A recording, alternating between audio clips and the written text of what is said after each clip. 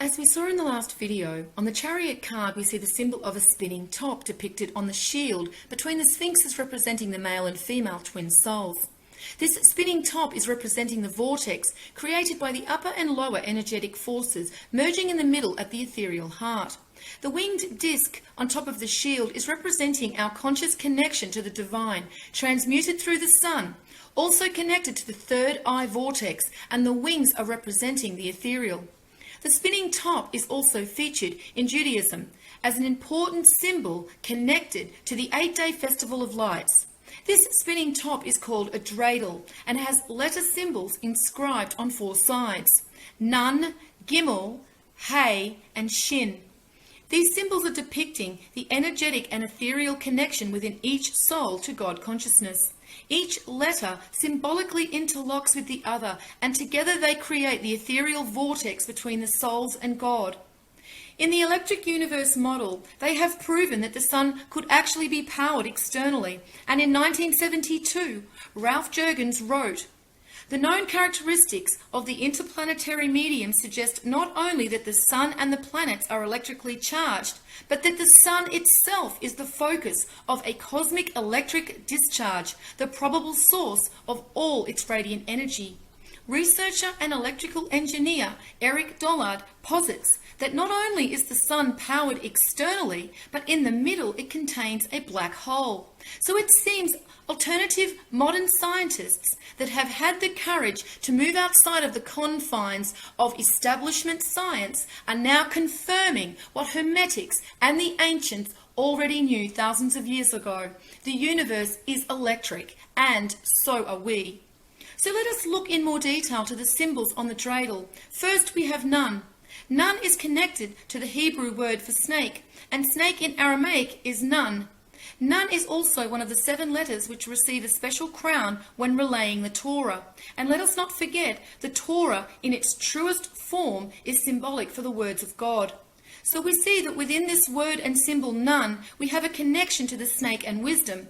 This connection can also be found with the snake relaying divine wisdom to Eve in the Garden of Eden, which is also symbolically depicted on the lover's card. In ancient Egypt, the serpent goddess Wadjet was symbolic for knowledge, and she was known as having the all-seeing eye of wisdom. In Gnosticism, the serpent was connected to wisdom and was said to be the embodiment of wisdom transmitted to Sophia. Therefore, Nun is referring to the divine wisdom being relayed from the divine male soul through the female intellect. The next letter symbol on the dreidel is Gimel, and as we have covered the path of Gimel in the previous videos, we now understand that this symbol is showing the path and connection between the ethereal heart and the third eye. This is also the path that connects these 2 points and shows we do not open the third eye and meet God until we have opened our heart. This means living as a soul aligned with truth. Only then does the heart actuate the path to the third eye, pineal gland, and the soul moves beyond Daleth, the door, and the physical body is shed. This is represented in the number 13, which is the number for the path of Gimel. Next we have the symbol of Hey, which is comprised of a Daleth and a Yud. So here is where we see the connection of Daleth, which equates to the third eye, pineal gland, and Gimel. The Yud represents God. Therefore, Hey represents when the Daleth and the Yud meet through the correct thought, speech, and action, as Hey is also connected to these 3 actions. Hey is also the name God is referred to when his true name is not spoken. So we are seeing the gateway to the crown or God consciousness represented in this symbol for Hey, and the Kabbalah states that the Daleth and the Yud only meet through correct thought, speech, and action. So again, we see that it is with these attributes of the aligned soul that one gains access through Daleth, the door. And finally, we have Shin. Shin is symbolic for the fire and life force that emanates from the spiritual heart and mind of divine consciousness within Orion. For within this manifested consciousness of the Creator, the heart and mind are united into one. It is written in the Zohar that the eyes of the head and the most holy ancient one are 2 in 1, equal, whichever watch and sleep not.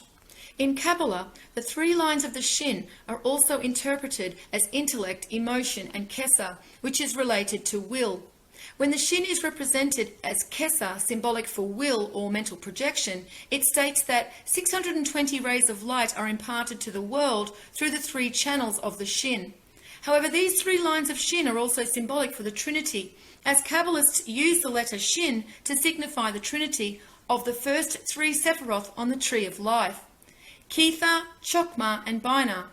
So we can see shin is connected to the Sephiroth Ketha, symbolic of God consciousness within Orion, and the twin souls are represented by Chokmah and Binah. Therefore, shin encompasses all the conscious and emotional aspects of God as well as the Trinity. So it is clear that the dreidel is much more than just a simplistic spinning top, but is in fact a very profound object with hidden knowledge locked within the symbolism. The dreidel and the spinning top on the shield are referring to the connection between the heart and consciousness of our souls and the heart and consciousness of the divine. It is also symbolic for the ethereal, energetic, and emotional processes involved in this connection, for it is through correct thought, speech, and action that we reach our full potential and divinity. The chariot driver, like the angel on the Lover's card, and also the Hierophant and the Justice card, are all symbolic of the intermediate consciousness between the soul and the divine. Each aspect of this intermediate consciousness has a different role and process in the evolution and ascent of the soul back to God consciousness. The chariot aspect to the third consciousness is one of the divine force that guides the twin souls upon their destined path. We see upon his belt that there are 5 notches. This is symbolic for the covenant the soul has with the divine, as we saw the number 5 Hierophant card represented. The castles in the background are symbolic for the kingdom of heaven, and we see they are positioned behind the curtain that depicts the ethereal plane where the Creator resides. The keys to the kingdom of heaven are bestowed through knowledge. This knowledge is the understanding of the truth about ourselves, and in doing so we unlock the shackles that bind us to the material plane. Those who seek and discover this truth will know this kingdom. For as this ancient Egyptian proverb tells us, the kingdom of heaven is within you, and whoever shall know thyself shall find it. The chariot driver displays a square on his chest at the heart under a 6-pointed star. The square is symbolic of the root chakra, and within the symbolism for the root chakra, which is also known as the Muladhara, there is a square. And when we add the sides of the square and the triangle within it together, we get the number 7. As mentioned previously, the root chakra is connected to the number 7 on the ancient Egyptian number key and represents the first gate back to God consciousness. The 6-pointed star above the square is representing the hexagram, and as discussed previously is symbolic of the consciousness of the Creator manifest into matter. There are 2 crescents on the driver's shoulders. These are also symbolic for the ethereal realm, as the moon is the ruler of the ethereal, just as the sun rules the physical plane. Within each of the crescents there is a face in profile, one dark and the other light. This is symbolic of the ethereal forces of energy in the polarity of positive and negative. This polarity of energetic forces is also symbolized within the pillars Joachim and Boaz on the High Priestess card. The light and dark faces are also relating to the male and female twin soul and line up with a corresponding sphinx. Upon the head of the chariot driver is a crown with an 8-pointed star, symbolic of the immortal soul and also a connection to God's source at the third eye. If we include the 5 spikes upon his crown, this gives us the number 13. And now we have another connection to the number 13 and the crown chakra. The curtain behind the chariot driver is symbolic of the veil between the physical and ethereal planes. But unlike the single curtain on the High Priestess and Justice card, there is another set of curtains symbolizing the different levels within the ethereal plane.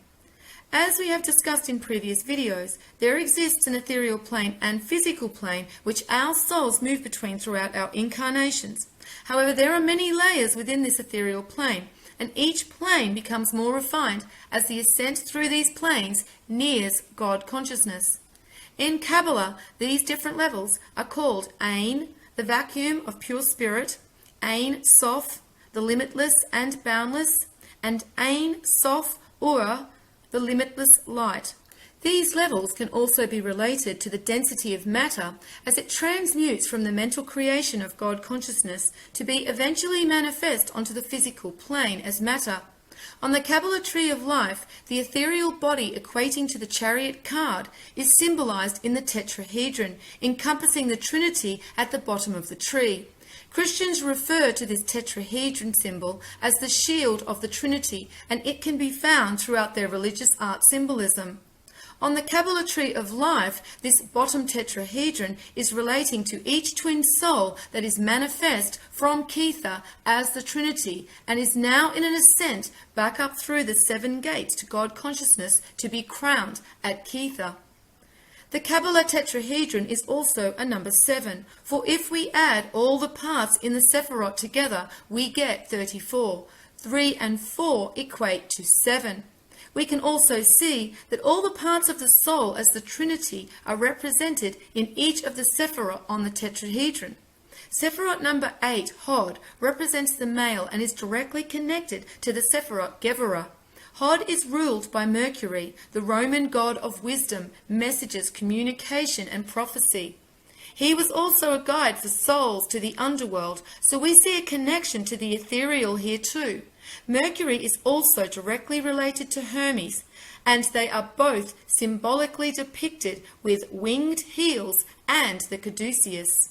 The number 7 Sephirot, Netzach, is directly connected to the Sephirot Chesed and related to the female twin soul. This Sephirot is ruled by Venus, the goddess who encompassed all the feminine attributes of love, beauty, sex, and fertility. In Greek mythology, she was known as Aphrodite, who was also connected to the dove and pomegranate. It was said Aphrodite, the goddess of love, was seduced by Hermes with the help of Zeus. So in mythology, we see the connection between the ruling planets of these two Sephirot representing the twin souls, and Zeus representing Orion and God consciousness.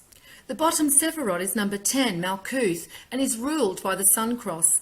It is said Malkuth encompasses the divine source present in both heaven and earth. Unlike the other 9 Sephirot, Malkuth is an attribute of God which does not emanate from God directly, rather it emanates from God's creation, when that creation reflects and expresses God's glory from within itself. This is speaking of the divine light carried within the souls. When relating this Sephirot to the Christian shield of the Trinity, it is known as the Spiritus Sanctus, or in other words, the Holy Spirit.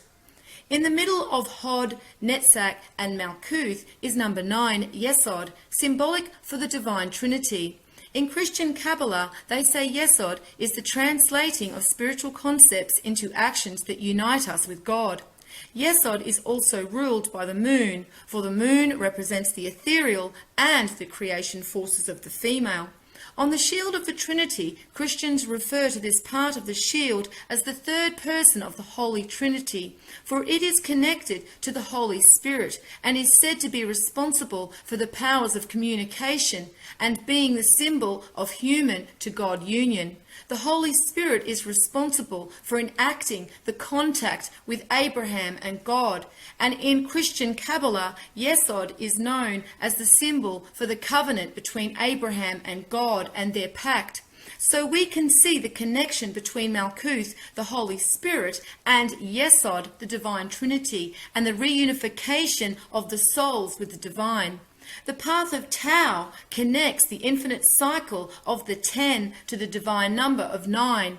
Tau is like the Ankh and is symbolic for our connection to the divine that we each have within us.